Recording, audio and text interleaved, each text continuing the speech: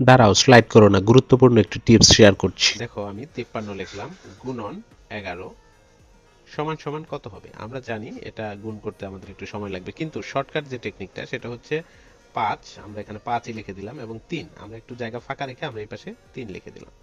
এবার 5 এবং 3 এর যোগফল হচ্ছে 8, আমরা সেই 8টা এখানে লিখে দিলাম। দেখো, দুই পাশে ঠিক থাকবে, মাঝখানে ফাঁকা রেখে আমরা ওই যোগ করার পরে যে ফলটা আসবে আমরা সেটাই লিখে দিলাম। উত্তর কিন্তু এটাই। এরপর ধরো আমি লিখলাম 3 4 34 গুণন 11। এটা কি হবে?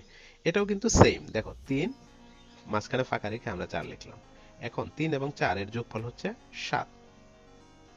দেখো, এই অঙ্কটা যদি আমি এখানে আলাদাভাবে করে ফেলি, দেখো 3 4 11 11।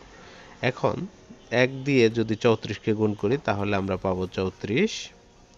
1 দিয়ে যদি আমরা আবার 34কে গুণ করি তাহলে পাবো 34। দেখো, 4 7 3। অঙ্কটা কিন্তু আমরা এভাবেও করতে পারতাম, কিন্তু আমরা শর্ট ফর্মে করে ফেললাম। এরপর দেখো, আমরা আরেকটা অঙ্ক করছি, 18 গুণন 11। এটা কত হবে?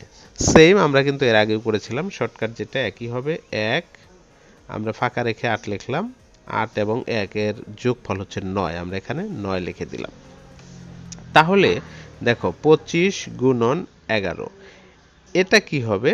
এটা কিন্তু অবশ্যই কমেন্টসে জানাবে। আমি সেই কমেন্টসটা দেখার অপেক্ষায় রইলাম।